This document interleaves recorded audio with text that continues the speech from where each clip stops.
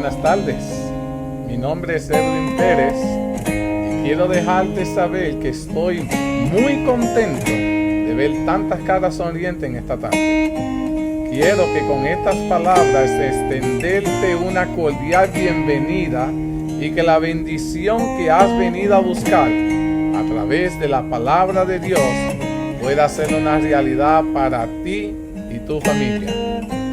Si esta es la primera vez que te conectas, quiero ser el primero en extenderte una cálida bienvenida para ti y dejarte saber que es un placer tenerte en medio nuestro.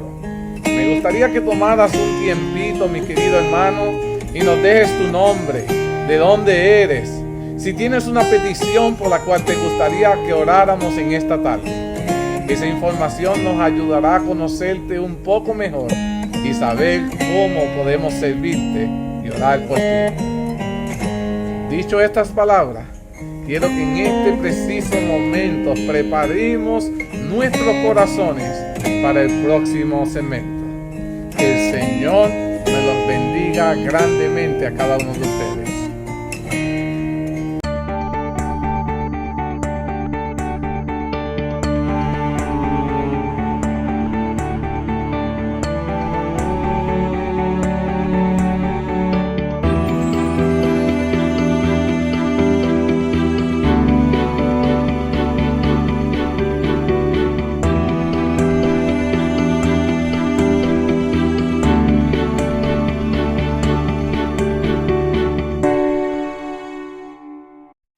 Oremos, querido Padre, agradecido estamos por cada una de tus bendiciones, por tu cuidado y porque sabemos, Padre, que tú estás al control de nuestras vidas.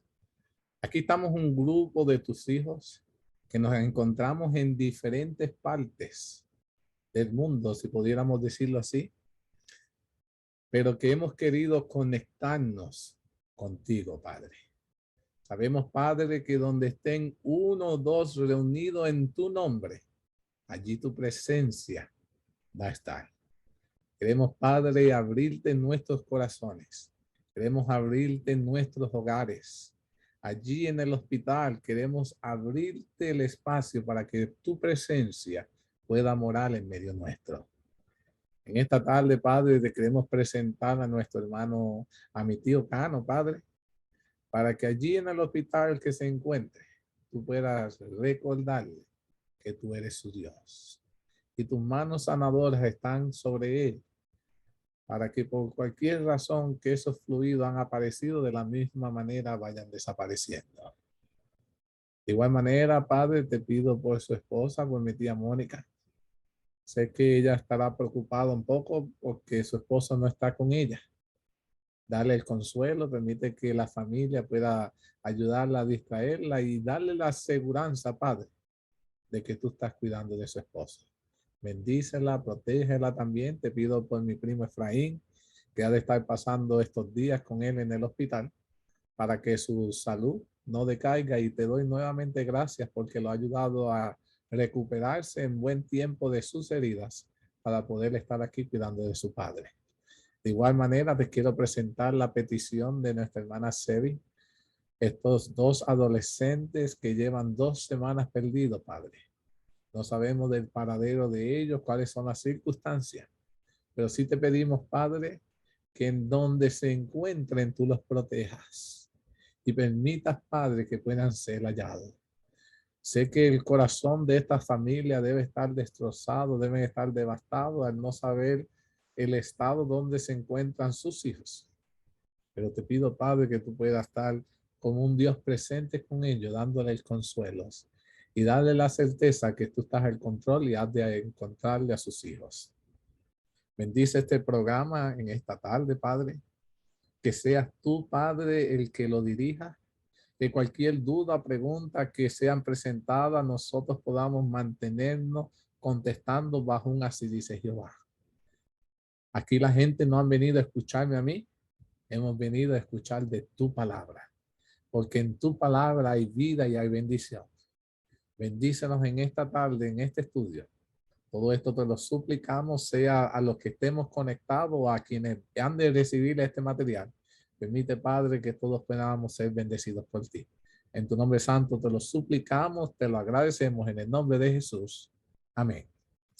Queridos hermanos, hoy entramos en el capítulo número 43. Estoy entusiasmado de cómo el Señor nos ha bendecido capítulo tras capítulo.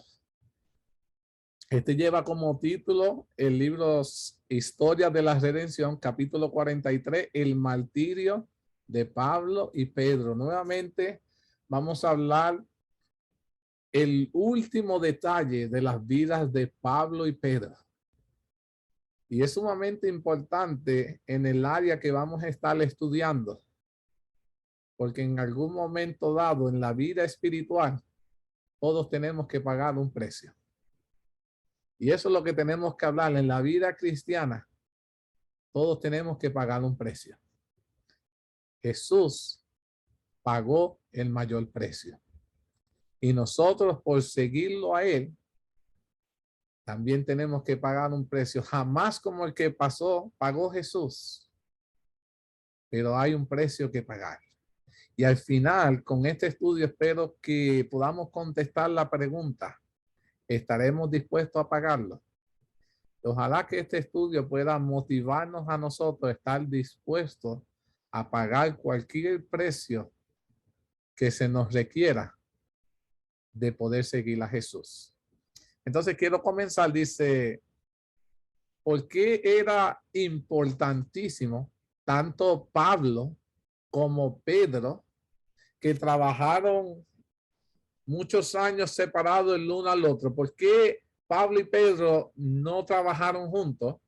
En sus vidas, cada uno de ellos trabajó su ministerio apartados. ¿Por qué ustedes creen que eso tuvo que suceder de esa manera?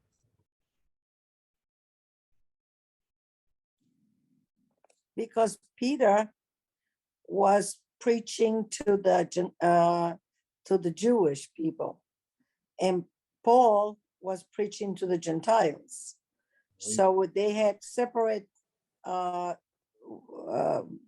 Basically, they could not do it. They could have done it together. They could preach together, but the Lord had assigned them different roles, different ways. So, la hermana Sebi ha prácticamente dado, como decimos, en el clavo, en el sentido de que ellos sí pudieron trabajar juntos, pero Dios les dio un ministerio a cada uno totalmente diferente, a quienes ellos debían esparcir el mensaje. Pedro dedicó el mensaje de él para los judíos, se mantuvo practicando en su mayoría, porque también sabemos que tuvo momentos en que él predicó a los gentiles, pero su mayor público de su ministerio fue hacia el pueblo judío. Y Pablo, Dios lo llamó para que fuera a llamar a los gentiles. Y dado a que la población era totalmente diferente, por eso fue que ambos en la mayoría de sus ministerios nunca estuvieron juntos. Ahora, se dice también en este capítulo que era sumamente importante que tanto Pedro como Pablo tenían que dar testimonio de Cristo en la metrópolis del mundo. En aquel entonces había una ciudad que era sumamente importante, porque en esa ciudad era clave para que el evangelio se pudiera esparcir hacia el mundo. ¿Dónde era esa metrópolis donde ambos tenían que llegar a predicar? ¿Y por qué era tan importante que ese testimonio llegara a esa ciudad? A ver, ¿quién se recuerda?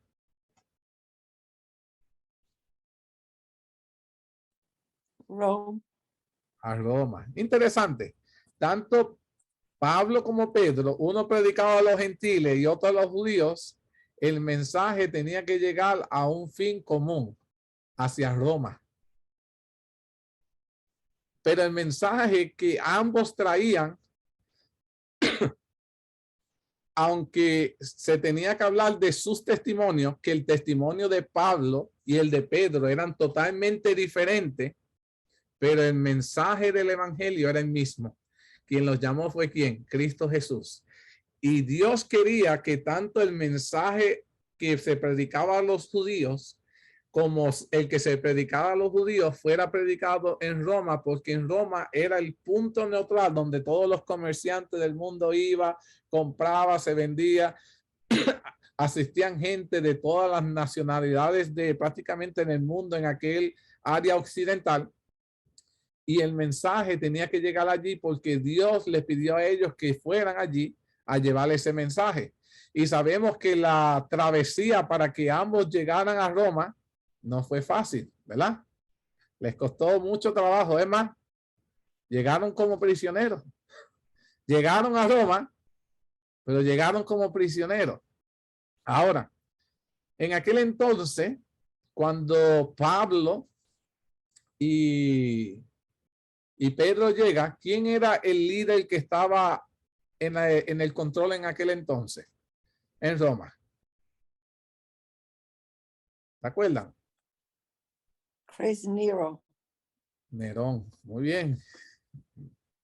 Y Nerón, se cuenta la historia, esto no está mucho en el libro de Historia de la Redención, que no fue un rey que estaba muy bien de la cabeza, porque él terminó prendiéndole fuego a toda la ciudad de Roma con la única intención de acabar con todos los cristianos. Vemos entonces que este gobernante, emperador, como el ruler, el que estaba encargado, estaba sumamente enojado con los apóstoles. ¿Qué fue lo que hicieron los apóstoles para que Nerón se enojara? ¿Y qué decidió hacer con ellos? ¿Ustedes se acuerdan? Everybody didn't have to do too much. They just had to preach. Interesante. Once they were preaching, they were upset. Interesante ese punto que Sebi dice que ellos no tenían que ser o decir mucho, solo con predicar era más que suficiente para causar enojos con ellos. Y es sumamente cierto eso, pero entre sus predicaciones hubo una en particular que hizo que la ira de Nerón se enojara mucho. Y dice la sierva de Dios, dice, se había hecho especialmente odioso los apóstoles para las autoridades por su celo y su éxito al exponer los engaños. Cuando los apóstoles pegaron a predicar en Roma existía mucho el paganismo. Y ellos comenzaron a condenar ese tipo de práctica con las enseñanzas y las predicaciones de los apóstoles. En otras palabras, ¿quiénes se creen esto a venir a cambiar nuestras culturas? Y entonces dice, y los apóstoles derrotaron las maquinaciones de Simón el Mago. ¿Se acuerdan de Simón el Mago? Que lo había seguido a Roma para oponerse y obstaculizar la obra del evangelio. Nerón creía en la magia y había patrocinado a Simón. Y ahora los apóstoles los hicieron quedar como mal, que la magia no existe. Entonces, por lo tanto, se enojó sumamente con el apóstol. Ahora le estaba afectando lo que el engaño que él usaba como para la magia para obtener más riquezas y les hizo quedar mal. Prácticamente les dañó el negocio también al rey. Y dice, y por eso dio la orden de que los detuvieran. Dice que hubo otra causa por la cual Nerón encarceló de forma severa a los apóstoles. Dice que la mala voluntad del emperador hacia Pablo subió de punto por el hecho de que algunos miembros de la familia imperial, como asimismo otras personas distinguidas de sus reinos, se habían convertido al cristianismo durante su primera prisión. Cuando él arrestó al apóstol y ellos siguieron predicando, y cada vez que lo traían ante el rey a que testificara, y cuando este hombre hablaba, ahora la familia de él se estaba convirtiendo al cristianismo. Ahora con más razón los odiaba. Dice, por eso contribuyó a que su segundo encarcelamiento fuera más severo que el primero. Le dio esta vez muy poca oportunidad de predicar el evangelio, porque dice, cada vez que le doy la oportunidad que esta gente hable, más gente se convierte. So, esta vez tengo que limitar la posibilidad de que ellos estén hablando, de que ellos expongan su mensaje. Y dice, y decidió terminar con esa vida pronto, tan pronto como pudiera encontrar un pretexto plausible para hacerlo. Dijo, esta vez tengo que eliminarlos. ¿Cuál fue la sentencia dada a Pablo y Pedro por parte de Nerón? ¿Cuál fue la sentencia que les dieron? 40 años en la cárcel, 50. ¿Cuál fue la sentencia? What I like is one thing, Edwin, that it says here that Nero, when he heard them speaking, when he heard the apostles speaking, it, you know, by the Holy Spirit never leaves us until we completely say no. The Holy Spirit touched his heart a little bit, but he let go right away. And then he says, he didn't give them a sentence yet, but at the end, one had to be decapitated, the other one was crucified. Muy bien ese punto. Prácticamente los sentenciaron a ambos a muerte. Y como dijo Sebi, uno a que le cortaran la cabeza y el otro a que lo crucificaran. Pregunta que hago, ¿por qué a uno se le sentencia que muera en la cruz y a otro que le corten la cabeza? Los dos estaban siendo enjuiciados a la misma vez, pero la sentencia fue totalmente diferente para ambos. ¿Por qué ustedes piensan que todo fue diferente? Because Paul was a Roman and they could not torture him. And so they had to decapitate him. But since Peter was a foreigner, he was Jewish, not only they crucified him, but they scourged him also, because the Romans, you couldn't do that if you're a Roman citizen. So it had to be fast. It has to be, you know, they could not basically torture him. Interesante ese punto que dice Sebi, porque Pablo era ciudadano romano, no podía ser sujeto a tortura. Un romano tú lo podías condenar a la muerte, pero tenía que morir inmediatamente. No podía ser torturado. Pero Pedro, al ser judío, al ser extranjero, él sí podía ser torturado y fue sentenciado a la cruz, pero antes de que lo pusieran a la cruz, lo torturaron ¿cómo? Le dieron latigazos como lo hicieron con Jesús. Interesante eso. Pero a Pablo no. Y aquí es donde comienza el desenlace de la historia de la vida cristiana de muchos. ¿Por qué? Pregunta que yo les hago. ¿Quién envió a Pablo y a Pedro que les dijo que tenían que llegar hasta Roma y predicar ese evangelio? ¿Quién los envió allí? The Lord. Dios. Y ahora estaban siendo sentenciados a muerte, ambos. Y yo no sé ustedes, muchas veces en el ámbito espiritual donde nosotros entramos, porque muchos pensamos que como Dios nos llamó y que Dios tiene una misión y tiene un propósito, como hemos estado predicando y hemos estado estudiando, pensamos que todo va a estar bien, ¿verdad? Que nos va a ir todo de maravilla. Y es cierto que Dios es el Dios todopoderoso, que Dios tiene el control de todo. Pero muchas veces Dios quiere, así como los apóstoles, que nosotros aprendamos en el medio del dolor y la aflicción a confiar en Dios. Y ahí es cuando la lección es sumamente difícil de hacer. Y peor aún, cuando ahora tú sabes que tu vida va a estar en juego. ¿Me vas entendiendo? Sabiendo que ahora cuando tú llegues a Roma, esa va a ser tu última parada. Interesante ese punto. Roma va a ser tu última parte del ministerio tuyo. Pero aún así yo quiero que usted entienda que los apóstoles estaban dispuestos a llegar hasta Roma y cumplir la última misión pedida por Dios por ellos. Interesante ese punto. Y ahora vamos a hablar de lo que fue la muerte de cada uno de ellos, pero uno a la vez. Vamos a describir, porque lo interesante de esto es, ante la muerte, la reacción de Pedro fue algo diferente a la de Pablo. Interesante ese punto, hermana Sebi. Edwin, as you were talking, I was just thinking, it says, you said that they didn't care, even if they had to die. To me, it touches my heart to know that when Jesus lives in us, our life doesn't matter. It's just the Holy Spirit just makes up, we think of one thing and one thing only, giving glory to God. And that's it. I mean, I'm not there yet, but it's amazing how the apostles could do that. And it was amazing to me. They didn't think about themselves at all.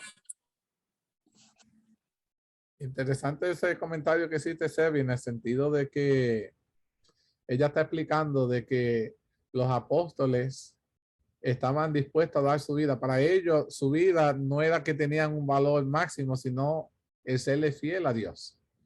¿Y cuántos de nosotros pudiéramos decir que estamos en esa misma situación de que tuviéramos que la vida nuestra comparada con Jesucristo sea nada? Porque la vida es preciosa, es preciada, pero comparada con Cristo, ¿qué es la vida? ¿Me entiendes? ¿O qué es la vida sin Cristo? ¿De qué nos vale vivir en esta tierra sin Cristo? Entonces la vida no tendría ningún valor. Pero voy a entrar en ese punto más en detalle, Sebi, porque me tocó mucho estudiar este capítulo. Es bastante impresionante al tipo de relación que tenían los discípulos con Jesús. Y tanto así, al punto a lo que ellos estaban dispuestos a pasar. Pasaron hambre, frío, humillaciones, dolor, encarcelamiento, susto, temor, burlas, pero estuvieron dispuestos a hacerlo todo, y aún sabiendo que era su última parada, estaban dispuestos a dar su vida por Jesús. Comprendían el valor de lo que estaban haciendo. Y el problema es que muchas veces nosotros no entendemos el valor de lo que estamos haciendo, de lo que Dios nos ha llamado a hacer. Muchas personas, por ejemplo, yo voy a dar así, y voy a regresar a los apóstoles, que es lo esencial. Pero muchas veces, mira, hoy tenemos un grupo lindo, habemos 7, y tal vez hay otros predicadores que dicen, no, si no hay 20, pues no hacemos el estudio. Y yo digo, pues, si hubiese uno, lo hubiese dado, y lo grabo, y que ojalá que le llegue y que los hermanos lo escuchen. ¿Por qué? Porque entiendo el valor de lo que hago, el propósito por lo que lo hago y para quién lo hago. Y no estimo a lo que el hombre le pueda interesar o importar, sino que yo quiero que Dios entienda que lo que Él me ha llamado a hacer, yo le estimo, lo valoro y lo hago todo para Él. A Él es el que quiero complacer. Haya la cantidad de gente o no, trabajo para Él. Y Él permite que las personas que se conecten o a quienes les lleguen el mensaje, de alguna manera este tema pueda socavar en su corazón y comenzar a germinar un fruto maravilloso en la vida de ellos. Interesante ese punto. Y tal vez no se necesitan tanto, pero se necesita alguien estar dispuesto a hacerlo para que esa semilla pueda llegar. Interesante ese punto. Y ese es mi trabajo, no mirar a cuántos, sino estar dispuesto a sembrar esa semilla. Ser parte de ese instrumento con el que Dios quiere utilizar. Y los apóstoles sabían que cuesta un sacrificio, cuesta trabajo hacer este tipo de cosas.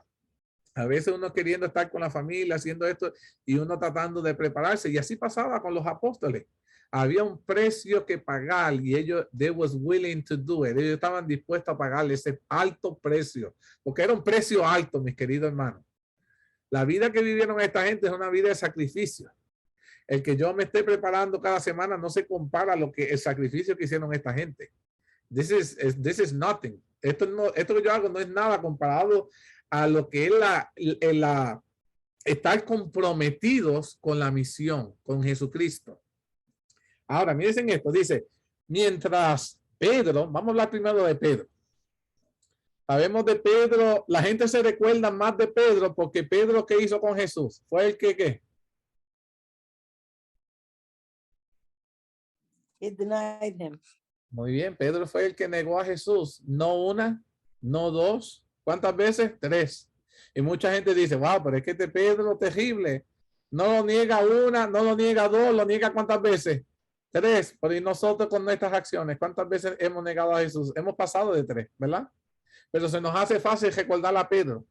Pero Pedro, aunque negó 3 veces a Jesús, se convirtió, se arrepintió, vivió su vida entera buscando ahora el agrado de su Señor.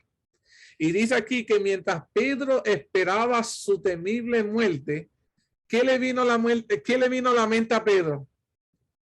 ¿Qué le vino a la mente a Pedro justo antes de que lo fueran a crucificar? What he did with the Lord, that what was the word that I said? He denied him. He told people that he didn't know what he was, who he was. And he didn't want to die the same, he didn't want to be put the same way that Jesus was crucified. Ahora, ¿qué cosa? Pedro justo antes de morir, lo único que se recuerda fue de la traición. De entre todas las cosas que Pedro en ese momento, justo antes de morir, le puede venir a la mente, lo único que él está pensando fue en la única vez registrada en su vida que él le falló a Jesús. Escuchen esto. Lo único que le viene a la mente justo antes de morir fue que él le falló a Jesús. Y ahora iba a morir como murió ¿quién? Jesús, azotado y crucificado. Y le viene muchas cosas en su mente. Y pregunta que yo les hago a ustedes. ¿Pedro se había arrepentido por esa traición, sí o no? Pedro se había arrepentido por haber traicionado a Jesús de todo corazón. ¿Qué ustedes piensan?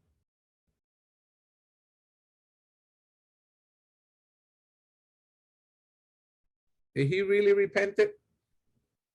He really did. And he knew he was forgiven. Okay. Because the Lord had made him understand that he was forgiven when he told them to feed the lamb, the sheep, the 3 times. But Peter still couldn't forgive himself. Ah, muy bien ahí. Sebi está diciendo que sí, Dios había perdonado a Pedro porque él le dijo, apacienta mis ovejas 3 veces, pero quien no se había podido perdonar fue Pedro. Y aquí es donde quiero hacer una pausa porque es sumamente importante que nosotros podamos entender esto hoy. Y es lo que nosotros llamamos el proceso del perdón. Toda persona que ha cometido algún pecado tiene que, para recibir el perdón, tiene que pasar por un proceso que nosotros llamamos. Y nosotros le llamamos el proceso del perdón. ¿En qué consiste el proceso del perdón? Les voy a decir los pasos. Primero, tienes que reconocer que has pecado. Número 2, te tienes que arrepentir. Número 3, tienes que pedir ¿qué? Perdón. Perdón. Y cuando Dios te perdona, aquí viene el último paso y es el que muchos hermanos no logran realizar. Y le voy a decir cuál es el último paso que muchos hermanos no logran realizar y por esa razón no recibimos el perdón en su totalidad. ¿Quieren que les diga cuál es el último paso? Primero reconocer que hemos pecado, arrepentirnos, pedir perdón, no volver a cometer el pecado, y el último paso es Perdonarse. aceptar el perdón de Dios. Correcto. Mis queridos hermanos, no importa que el Señor te haya perdonado, pero si tú no aceptas el perdón de Dios, vas a vivir toda tu vida atormentado por ese pecado que ya Dios no toma en cuenta. Y hay muchos hermanos en la iglesia que no han podido creer que Dios ya lo ha perdonado y le siguen pidiendo a Dios perdón por un pecado que han cometido hace 20 años. Es más, he visto hermanos pedir bautismo nuevamente por un pecado que cometieron hace 20 años. Porque en su corazón no entienden de que el Señor ya los ha perdonado. Perdonar. Se les hace difícil aceptar el perdón poderoso de Dios. Y qué terrible es vivir una vida sin tú haber entendido que ya Dios te ha perdonado. Perdonar. Mírate, esto interesante. Ahora, Pedro se está recordando justamente antes de que lo vayan a crucificar que él traicionó a Jesús. Porque Pedro no había aceptado ¿qué cosa? Ese perdón. El perdón.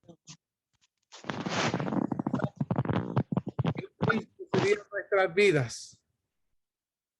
Estuviéramos entre la vida y la muerte y todavía no estar seguros de que Dios nos ha perdonado. Que no podamos entender el maravilloso poder del perdón de Dios. Que Dios dice en la Biblia que perdona ¿cuántos pecados? Todos. No hay pecado que Dios no pueda perdonar. Y el de Pedro era el más traicionado. Ese es fácil de perdonar para Dios.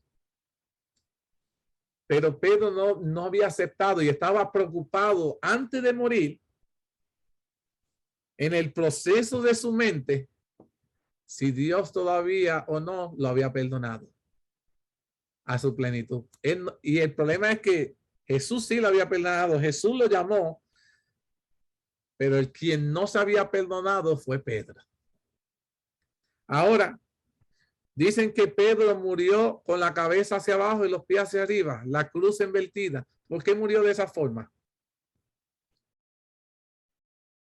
¿Piensan ustedes que ese pedido tenía algún valor, algún significado en cómo morir para nosotros hoy? Dígame. Lo que pasa es que él no quería perder el significado que Jesús hizo en la cruz para que nadie lo siguiera a él, sino que vieran a Jesús que murió en la cruz por nosotros, no que él murió igual que Jesús. Ah, interesante eso. Y buen punto, Efraín, porque mucha gente hoy en día le oran hasta los apóstoles. Y los apóstoles no eran seres para que nosotros buscáramos el perdón, la intercesión de ellos. Y como tú dices, Pedro se halló indigno de morir como murió su maestro. Él decía, yo ni siquiera soy digno de morir como murió mi maestro. Y él fue el que solicitó que lo clavaran con la cruz con la cabeza hacia abajo. Se le concedió y murió como el gran apóstol Pedro. Ahora, dice la sierva de Dios, dice, mientras esperaba su temible muerte, el apóstol recordó su gran pecado de negar a Jesús en las horas de su prueba. Y su único pensamiento era que no era digno del inmenso honor de morir tal como murió su maestro.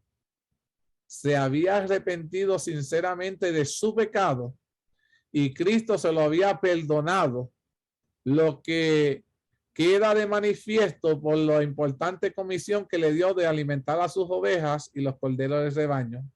Pero él mismo nunca se pudo perdonar, ni siquiera el pensamiento de las agonías de la última terrible escena pudieron aminorar la amarga de su pesar y su arrepentimiento. Pedro vivió toda su vida sin haber entendido, mis queridos hermanos, que Dios lo había perdonado plenamente. Y quiero traerle esto porque no sé cuántos de nosotros tal vez estemos cargando pecados del pasado. Pecados que ya nos hemos arrepentido, pecados que ya no estamos haciendo, si era un vicio o cualquier cosa. Ya hemos pedido disculpa a Dios, Dios te ha perdonado. Lo único que queda es que tú aceptes ese perdón. Y Dios hoy quiere que tu siervo te recuerde que Él ya te ha perdonado, que Él te ha dado una segunda oportunidad y que Él quiere ser tu Dios. Y que Él no quiere que tú vivas toda tu vida amargado, triste, dolido por algo que ya Él te ha perdonado. Interesante ese punto. Ahora tenemos que hablar de nuestro segundo personaje. A la hora de darle muerte a Pablo, ¿qué tenía miedo aquellos que le iban a dar muerte? ¿A qué era lo que ellos tenían miedo? Antes de que fueran a matar a Pablo, ¿qué le tenían miedo a él? De que algunos se convirtieran, que por su valentía de él, algunos se convirtieran al cristianismo. Mira qué cosa. Lo van a matar y en el proceso de matarlo tienen miedo que Pablo diga algo y que se conviertan más personas. Y entonces, porque mira, Pablo estaba tan lleno del Espíritu Santo que en cualquier momento que ese hombre abriera la boca, alguien aceptaba al Señor. Mira cómo era la vida de este hombre, que aún los enemigos de ellos temían que este hombre abriera la boca, porque tan pronto él abriera la boca, alguien iba a aceptar a Jesús. Qué lindo que nuestras palabras pudieran ser de tal forma, de edificar de tal forma, que lo que sale de tu boca pueda ser de tan bendición que la gente se motive en aceptar a Dios. Entonces dice, ¿qué hicieron ellos para evitar que Pablo no estuviera hablando y que la gente se convirtiera? Dice, Pablo fue conducido en privado al lugar de su ejecución. Eso no se puso en el periódico ni nada de eso. No, esto lo vamos a hacer en privado. Sus perseguidores, alarmados por la amplitud de su influencia, temían que algunos pudieran convertirse al cristianismo, aún como resultado de la escena de su muerte. Por eso se permitió a muy pocos espectadores que estuvieran presentes.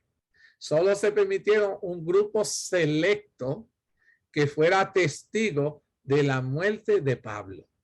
A diferencia de la de Pedro, en esta hubieron como un grupo menor. Fue un grupo escogido. Ahora, ¿cuál fue la actitud de Pablo que fue diferente a la de Pedro en el momento de su ejecución?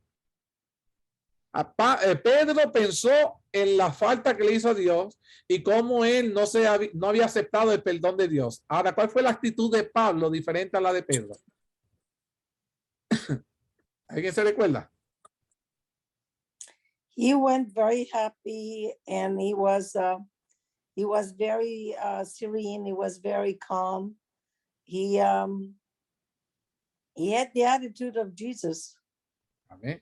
Se dice que él tenía la actitud de Jesús, se fue bien calmado, bien contento, bien sereno. ¿Qué causó esa actitud? Se dice también que Pablo perdonó a los que lo iban a ejecutar antes de que lo ejecutaran. ¿Sabían eso? ¿Tú sabes lo que es tú perdonar a alguien antes de que te haga el mal? Normalmente, lo que es normal es que tú perdones a alguien por lo que te hizo, ¿verdad? Pablo los perdona por lo que ellos van a hacer antes de hacerlo. ¿A quién se parece Pablo en esa forma de perdonar? A Jesús. A Jesús. And also Stephen did the same thing. Bien, he said, Lord, forgive them. Esteban, Jesús y ahora Pablo se añade la misma persona de que entiende el valor del significado de lo que significa perdonar, en especial perdonar a nuestros enemigos. Si hubo alguien que entendió el evangelio del perdón que predicó Jesús, lo fue Esteban y Pablo. al punto tal que lograron de todo corazón perdonar a aquellos que le iban a hacer el mal antes de cometerlo. Interesante ese punto. Otro punto es, ¿qué causó esa actitud de perdón de Pablo hacia aquellos que lo iban a asesinar? Esa actitud de Pablo, ¿qué causó ante aquellos que lo iban a asesinar? Dice que los soldados quedaron asombrados y se convirtieron. Mira para allá. Otra cosa, miren en esto. ¿Crees en el perdón que transforma la vida de otros? ¿Ustedes creen en el perdón puede transformar la Sí. vida de otras personas? Sí, Ahora, si es así, si nosotros creemos que el perdón puede transformar la vida de otras personas, ¿por qué no hemos perdonado a esa persona con la cual seguimos enojados? Pónganse a analizar. Creemos, predicamos sobre el perdón. Sabemos que el perdón transforma. Sabemos que el apóstol Jesús, Esteban perdonaron hasta antes de que el pecado fuera cometido, la transgresión. Nosotros sabemos que perdona, y ¿por qué todavía seguimos enojados con nuestro hermano o nuestra hermana? Si es así, ¿por qué no hemos perdonado? ¿Será porque esa persona no se ha disculpado contigo? Los que fueron a crucificar a Jesús, ¿le pidieron perdón a Jesús antes de crucificarlo? Pero Jesús los perdonó. no. Unfortunately, Edwin, is because we have a minimum portion of the Holy Spirit. Es cierto, se dice que tenemos una porción bien mínima del Espíritu Santo y por eso es que no la hacemos. Mira, ¿cuántas personas se disculparon con Pablo antes de asesinarlo? Ninguno. ¿Cuántas personas se disculparon con Esteban? Ninguno. ¿Cuántas personas se disculparon con Jesús antes de asesinarlo? Entonces vemos aquí que si la persona se disculpa o no, no debiera ser la razón para nosotros perdonar. ¿Entendieron eso? Si la persona que te va a hacer el daño o que te lo hizo se disculpa o no, el que se disculpe o no, no debe depender nuestro perdón. Debemos otorgarlo, mis queridos hermanos. Sino entender que ese perdón genuino que nosotros otorgamos será la razón para comenzar el proceso de sanación en esos corazones, comenzando con el nuestro que ha sido dañado. La vida de Pablo hasta su última hora da testimonio de la verdad de sus palabras que aparecen en la segunda epístola de Corintios. Dice, porque Dios que mandó que de las tinieblas resplandeciese la luz, es el que resplandeció en nuestros corazones para iluminación del conocimiento de la gloria de Dios en la faz de Jesucristo. Pero tenemos este tesoro en vaso de barro, para que la excelencia del poder sea de Dios y no de nosotros, que estamos atribulados en todo, mas no angustiados. Estamos en apuro, mas no desesperados. Somos perseguidos, mas no desamparados. Derribados, pero no destruidos. Llevado en el cuerpo siempre por todas partes de la muerte de Jesús, para que también la vida de Jesús se manifieste en nuestros cuerpos. Alabado sea Dios.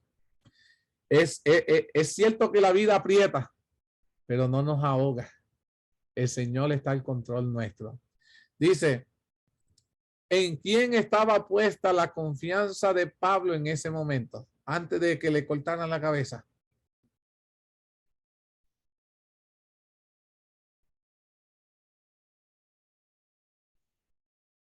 ¿En quién estaba puesta la confianza de Pablo?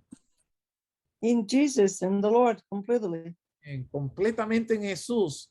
Piensa que nuestro testimonio juega un papel importante para la salvación nuestra y la de otras personas. ¿Ustedes piensan que nuestro testimonio juega un papel importante para la salvación de otras personas y aún la nuestra? Sí, claro que sí. Ahora sí, quería que me contestaran esa pregunta porque ahora los voy a meter, como yo digo, en el lío. Ahora quiero que me contesten esta pregunta y quiero que la piensen cuidadosamente y me digan lo que ustedes piensan.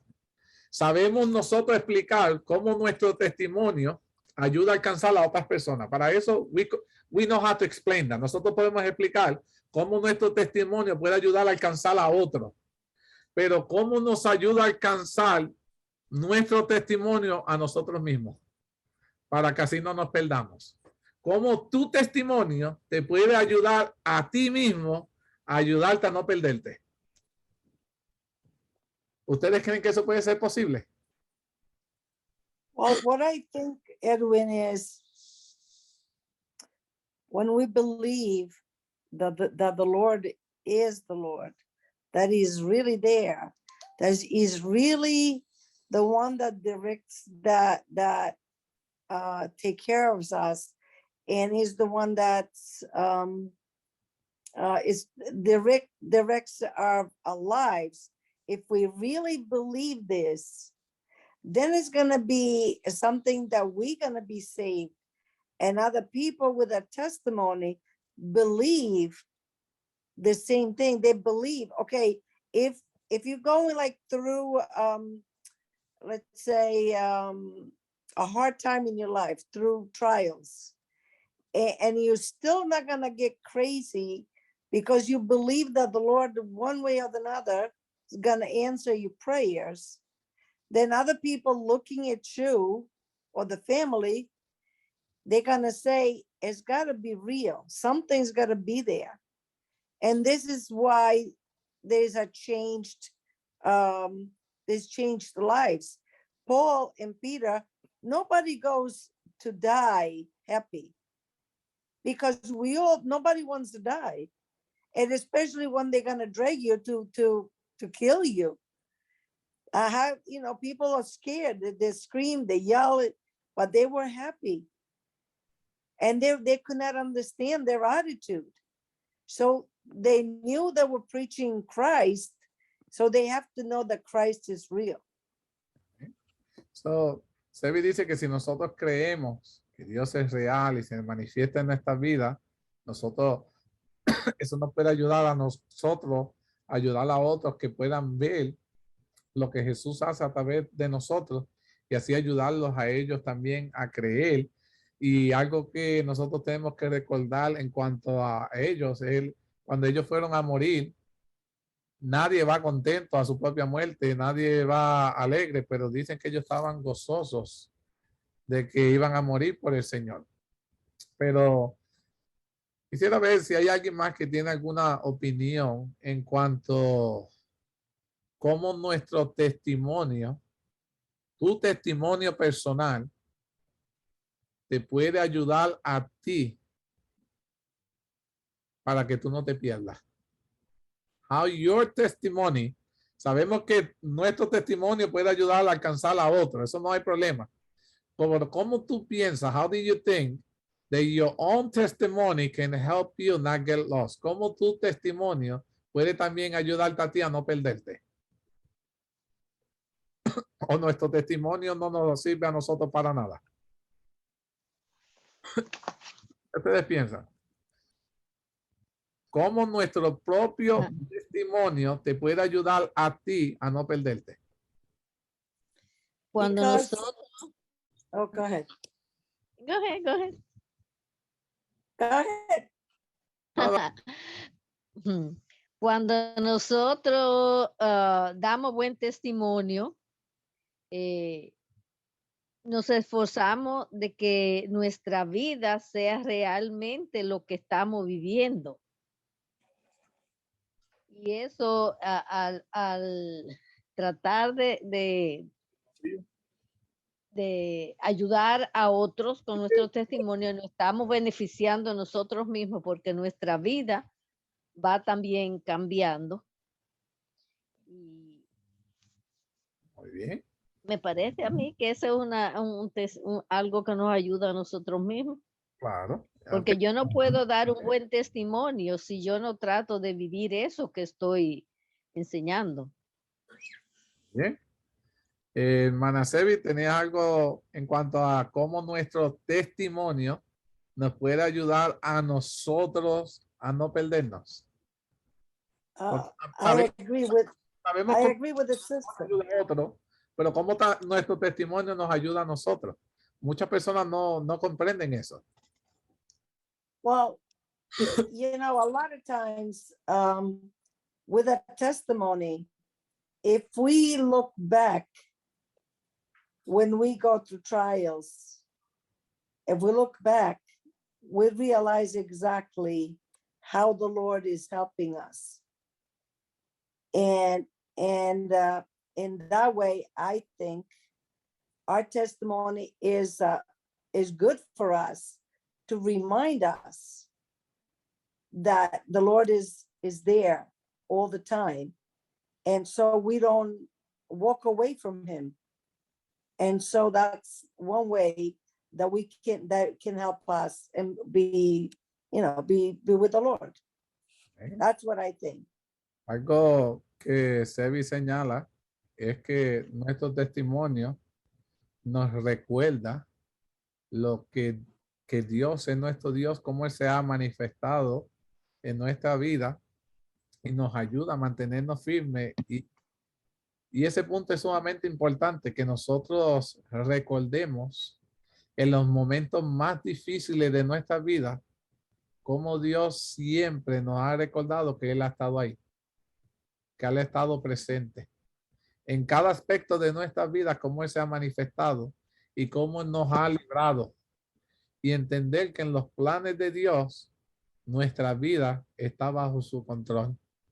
Sea que vivamos, sea que muramos, a Jesucristo le servimos. Y tener esa confianza de saber que Él es real en nuestra vida es más que razón que suficiente para ayudarnos a nosotros no perdernos, porque sabemos que Dios es real. No es lo mismo que yo te cuente mi experiencia a que tú puedas experimentar a Jesús en tu propia vida. Es sumamente diferente, pero es igual de maravilloso, mis queridos hermanos, que tú puedas experimentar lo que yo experimento a Jesús en mi vida. Dice, el apóstol Pablo dice, su suficiencia no residía en sí mismo, sino en la presencia y en la actividad del Espíritu Divino que llevaba su alma y que ponía todo pensamiento en sujeción a la voluntad de Cristo. Eso era lo que quería Pablo. Todo lo que quería, todo lo que hacía era agradar a Cristo.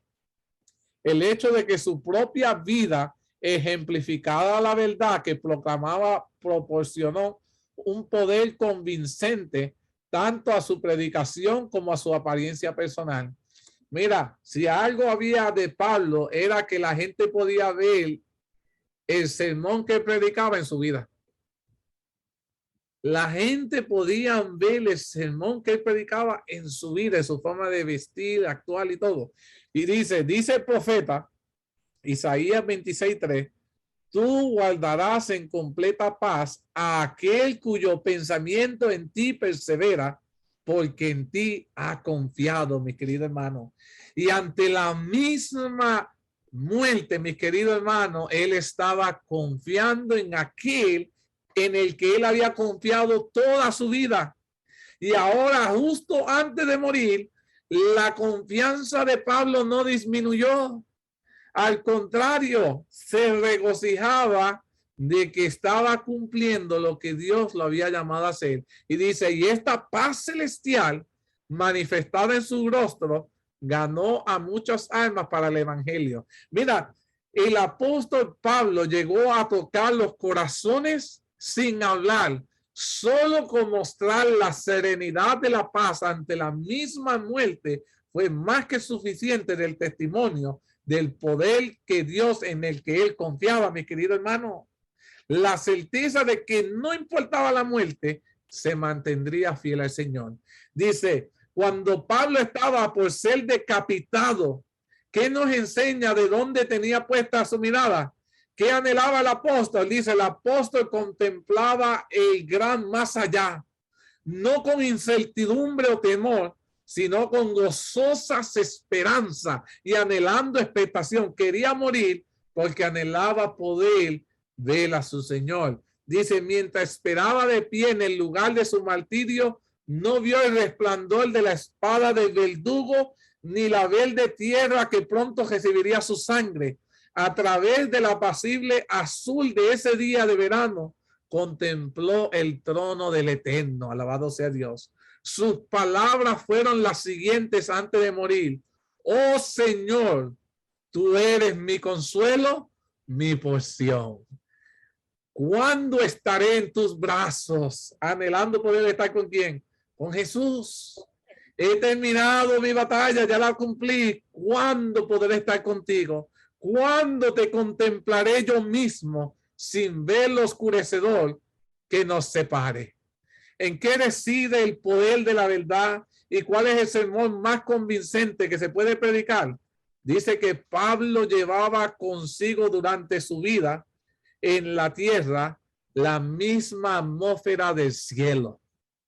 Todos los que se relacionaban con él experimentaban la influencia de su contacto con Cristo. Mira, quien hablaba con Pablo sentía que hablaba con Cristo. Mira, Pablo estaba tan lleno del Espíritu Santo que sentarse a hablar con él, ellos sentían algo divino en él, mis queridos hermanos. Y dice, y su comunión con los ángeles. Y esto reside en el poder de la verdad, mis queridos hermanos. La influencia espontánea, inconsciente de una vida santa es el sermón más convincente que se puede predicar en favor del cristianismo. Lo que importa no es el sermón que tú predicas, es el sermón que tú practicas en tu diario vivir, mis queridos hermanos. Ese es el sermón que tú predicas todos los días. Cómo tú hablas, cómo tú te vistes, cómo tú te expresas. Dice, los argumentos, aunque sean incontestables, pueden provocar solo oposición. Pero un ejemplo piadoso tiene un poder que es imposible de resistir del todo, mis queridos hermanos. Tu testimonio es poderoso, mis queridos hermanos. Ese sermón que tú predicas los 24 horas del día, los 7 días de la semana. Quién tú eres, cómo tú vives, ese sermón que captará la vida o puede ser la causa para que alguien se pierda. ¿Qué predicaste hoy con tu forma de vivir? ¿Qué predicaste hoy con tu forma de hablar? Tú decides qué predicarás cada día. ¿Cómo? ¿Cómo decides vivir? Interesante ese punto, ¿verdad? Dice, Pablo se preocupó por algo antes de morir. ¿Cuál era la preocupación de Pablo antes de morir? Le vino un pensamiento a la mente y se preocupó. El de Pedro fue la traición de Jesús. ¿Cuál fue la única preocupación que tuvo Pablo antes de morir?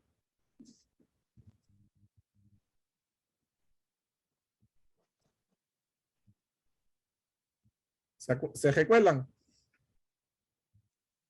Dice, mientras el apóstol perdía de vista sus propios sufrimientos inmediatos, sintió una profunda preocupación por los discípulos a quienes dejaría para que hiciesen frente el prejuicio, el odio y la persecución.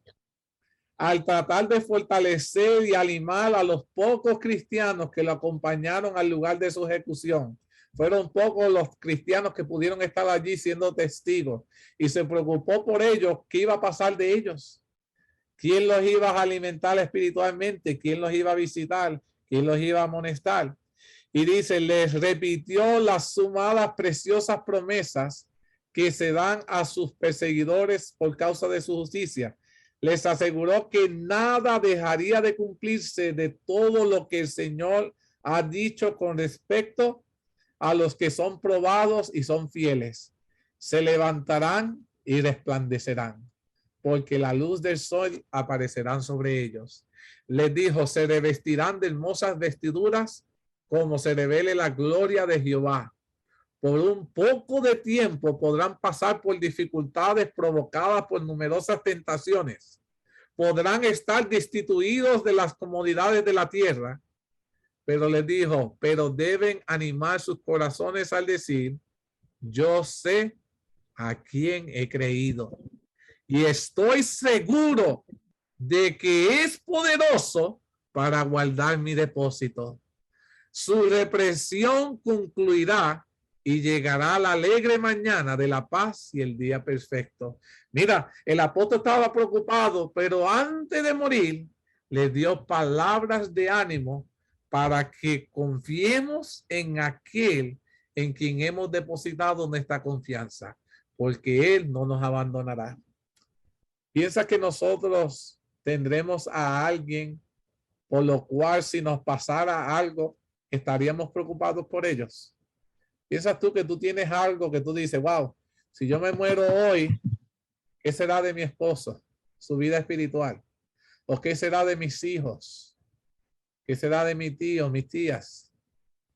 ¿Qué serán de mis compañeros del trabajo, de los hermanos? ¿Tendrás tú a alguien en tu mente que te preocupa que si hoy tú te mueres, qué será de la vida de ese hermano o de esa hermana? ¿Se te está viniendo alguien en la mente? Estuve orando esta semana para que si alguien se te viene en la mente, el Señor quiere que yo te diga a ti en esta tarde que todavía estás tú vivo y todavía tienes oportunidad para alcanzar ese corazón. Y si Dios te puso ese nombre de esa persona, ora por esa persona, llámala, háblale.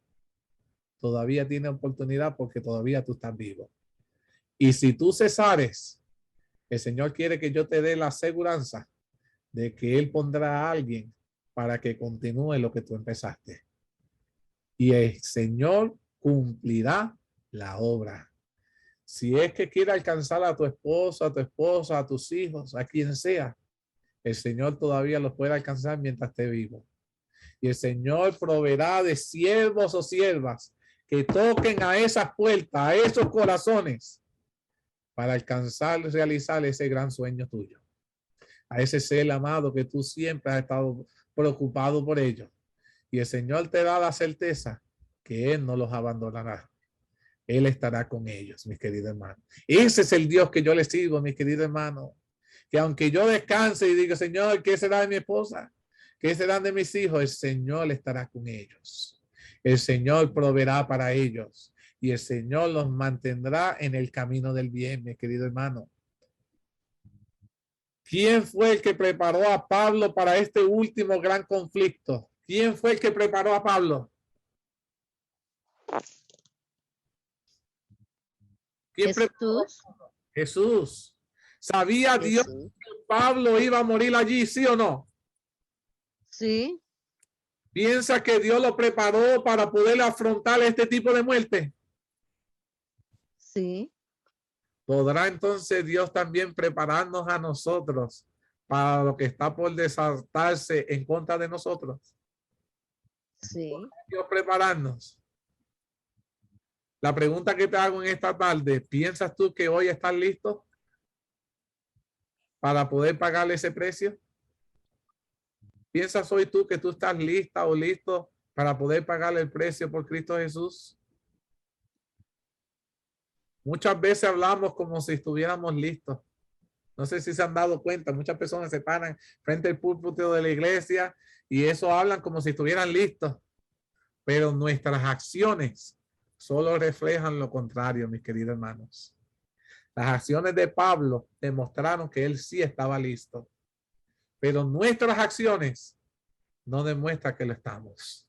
El capitán de nuestra salvación había preparado a su siervo para el último gran conflicto. Alabado sea Dios. Redimido por el sacrificio de Cristo, purificado por sus pecados por la sangre y revestido de la justicia de Cristo, Pablo llevaba el testimonio en sí mismo de que su alma era preciosa a la vista de su Redentor. Su vida estaba escondida con Cristo en Dios y él estaba persuadido de que él había vencido a la muerte, era capaz de guardar lo que había confiado. Su mente captó la promesa del Salvador y esta es la voluntad del que me ha enviado, que todo aquel que vea al Hijo y cree en él tenga vida eterna y yo le resucitaré en el día postrero. Juan 6:40. Sus pensamientos, los de Pablo, y su esperanza estaban concentrados en la segunda venida de su Señor. Y cuando la espada del verdugo descendió y la sombra de la muerte invadieron el alma del mártir, surgió algo allí. Dice la sierva de Dios y la palabra de Dios dice, surgió un último pensamiento que será el primero que tendrá en ocasión el gran despertar de salir al encuentro del dador de su vida para recibir la bienvenida al gozo de los bienaventurados. Él murió diciendo, yo sé en quién he creído y estoy seguro de que Él es poderoso para guardar mi depósito. Pablo va a ser uno de los que resucite recordando esa última oración que él dijo. Yo sé en quién he creído. Y qué bonito será poder él abrir los ojos y ver que aquel en el que él creyó, aquel en el que él murió, cientos de años después de su muerte, viene con poder en el reino y lo ha levantado para llevárselo a reinar con él por la eternidad. Alabado sea Dios. Dice, casi 20 siglos han pasado desde el momento cuando el anciano Pablo derramó su sangre para ser testigo de la palabra de Dios y el verdadero testimonio de Cristo. Ninguna mano, mis queridos hermanos, fiel registró para las generaciones venideras las últimas escenas de la vida de este santo. No hay ningún registro de cómo vivió Pablo. Solo se sabe lo que hemos leído en la Biblia.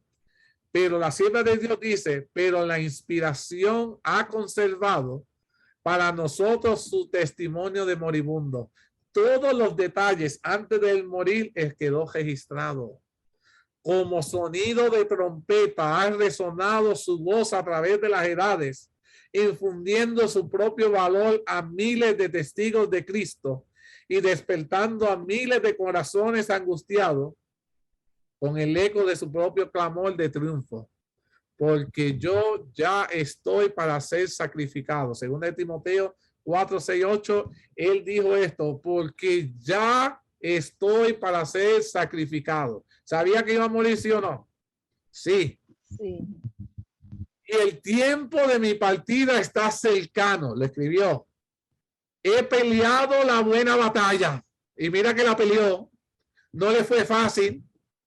Y él dijo, he peleado la buena batalla y no se me hizo fácil, pero la peleé. He acabado la carrera. Todavía muchos de nosotros ni siquiera la hemos empezado la batalla. Y él tuvo el privilegio de decir, I finished it. Yo la terminé. La comencé, gracias a Dios, y gracias a Dios la terminé. Y dice, he guardado la fe durante toda la batalla. Nadie puede cuestionar mi fe en Dios. Siempre creí y morí creyendo en mi Redentor. Y dice, por lo demás, me está guardada la corona de justicia. No se le iba a dar en ese momento. Dijo, se me ha sido ¿qué? Guardada. ¿Por qué ha sido guardada? Porque tiene que venir Jesús para que se le pueda ser dada. Y él sabía que iba a pasar ¿qué? Un tiempo. Pero el tiempo no importa, mi querido hermano, porque él sabe y él tiene la certeza, y no cualquier cristiano puede decir lo que dijo Pablo. Él sabe que su corona ha sido guardada, reservada ¿para quién? Para él. Su corona no es como la de otros que mueren y ahora se le tiene que dar a otro porque la perdieron. Él, mis queridos hermanos, la aseguró. La aseguró porque la puso en el cielo.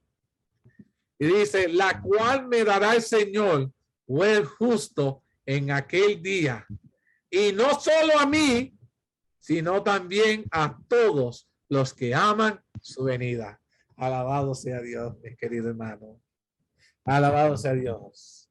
Porque yo puedo leer estas últimas palabras del apóstol Pablo y me anima a mí a mantenerme creyendo en Cristo Jesús. Sé que hay que pagarle un precio. Jesús lo pagó más que yo. Y nada de lo que yo tenga que pagar se compara a lo que pasó Jesús, lo que pagó el apóstol Pablo, lo que pasó Esteban. Pero el premio sigue siendo el mismo si estamos dispuestos a pagarle el precio. Pagarle el precio significa que muchas veces tenemos que pasar la hambre. Muchas veces tenemos que mojarnos, va a estar tocando puertas, hablando el mensaje. Pero vale la pena, mis queridos hermanos, esparcir este mensaje al cual Dios nos ha llamado a ti y a mí a dar. Y entender para quién nosotros hacemos esto. Y estar dispuesto a pagarle el precio porque Dios nos llamó a hacerlo. Dios no llamó a nadie más. Dios te llamó a ti. Me llamó a mí. La pregunta es, ¿has comenzado la buena batalla? ¿Has comenzado a luchar esa batalla de la fe? Y puedas algún día decir como el apóstol, he peleado la buena batalla, he acabado la carrera, he guardado la fe. ¿Cuán difícil es guardarla en esta vida? Que nos cuestionan, pero el apóstol pudo hacerlo, Jesús pudo hacerlo, Esteban pudo hacerlo, y por la gracia de Dios, tú y yo podemos hacerlo. Por lo demás, no importa por lo demás, hoy muero, pero me está guardada la corona de justicia, mis queridos hermanos. No le tema a la muerte, porque ni siquiera la muerte puede desviar la meta mayor, y es que tu corona esté reservada para la cual el Señor nos dará el juez justo en aquel día. Y no solo a mí, sino también a todos los que amen su venida. Mis queridos hermanos, si amamos la venida del Señor, preparémonos, estemos listos, estemos dispuestos a pagarle el precio. Mis queridos hermanos, yo personalmente les quiero decir, si muero hoy, puedo decir, valió la pena servirle al Señor. Y moriré con la creencia, la certeza de que cuando Él venga, quiero irme a morar con Él. Y para lo que Él me llame, ahí estaré, ahí la serviré. La pregunta está, Dios te está llamando. Sabe que lleva años. Sabes que le llevas pidiendo que te dé pruebas para que te asegure de que Dios te está llamando. Hoy Dios quiere que te recuerde que es Él el que te está llamando. Es Él el que te está diciendo, acéptame. Es Él el que te dice, ir al campo, hasta todavía alcanzar un alma más. La pregunta está, ¿aceptaremos el llamado de Jesús? ¿Iremos a su encuentro? ¿Podemos decirle, Señor, he aquí, envíame a mí? Ojalá, mis queridos hermanos, que el Señor pueda contar contigo y conmigo. Con esto quiero culminar este tema. La semana que viene vamos a entrar en el capítulo 44 y vamos a estar hablando de la gran apostasía que entró dentro de la iglesia del pueblo de Dios. Y vamos a estar discutiendo dentro del marco de este capítulo si esa gran apostasía que entró dentro de la iglesia de Dios en aquel entonces ha entrado a la nuestra hoy. Si quieres saber cómo se desenlaza esta historia, quiero invitarte la semana que viene para que pueda darte cita y podamos aprender de la palabra de Dios juntos. Antes de despedirlo, quiero que inclinemos nuestros rostros allí donde nos encontremos para que tengamos una última oración para el día de hoy. Oremos. Querido Padre, estamos agradecidos por tus infinitas bendiciones. Tú nos cuidas, tú nos proteges, tú nos sustentas. Tú eres nuestro médico, tú eres todo lo que necesitamos. Sabemos que nos ha llamado. Muchos tememos a tu llamado porque no estamos dispuestos a pagarle el precio. Pero al final hemos entendido hoy que sí vale la pena pagarle ese precio. Nos espera la corona que tú mismo nos has de poner. Nos espera un cielo donde no habrá más muerte, no habrá más dolor, no habrá más llanto, no va a haber enfermedades. Y sobre todo, podemos estar en contacto con tu presencia directa en medio nuestro. Anhelamos todo esto. Cuenta con nosotros. Bendícenos, ayúdanos a mantenernos firmes. Ayúdanos a que de la forma en que nosotros vivamos, podamos predicar el mejor sermón para que muchos puedan aceptarte. Bendícenos esta semana que ha de comenzar, que podamos comenzarla bajo tu dirección. Seguimos pidiendo por estas peticiones que hemos presentado y por las necesidades que se han de presentar en esta semana. Sé tú con cada una de ellas. Todas estas te las suplicamos, te las agradecemos. En el maravilloso nombre de Jesús. Amén. El Señor me los bendiga a todos. Mis queridos hermanos, con esto hemos concluido nuestro tema de esta tarde. Estamos muy contentos de que ustedes estuvieran conectados con nosotros y sé que han recibido la bendición de Dios. Como hacemos cada sábado, deseamos extenderle otra invitación para que el próximo sábado a las 5:30 se pueda conectar a través del Zoom para que podamos estudiar juntos otro tema sumamente interesante donde toda su familia será bendecida. Recuerda, aquí te esperamos con los brazos abiertos. A esta tu iglesia adventista de Pecha Cibernética, que el Señor los bendiga a todos.